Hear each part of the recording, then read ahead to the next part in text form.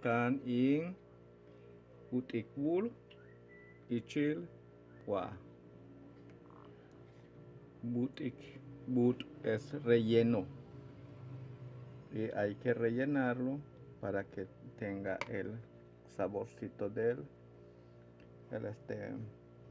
frijolito. Entonces así estamos haciendo panuchos, solo falta freírlos.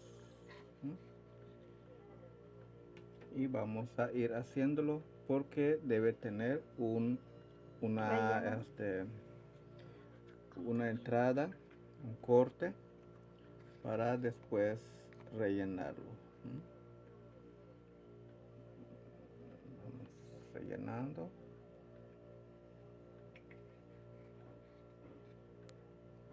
El frijol no es frijol de olla, puede ser un frijol refrito o un frijol colado o un frijol así espesito para que así pueda llegar hasta el fondo de el panucho.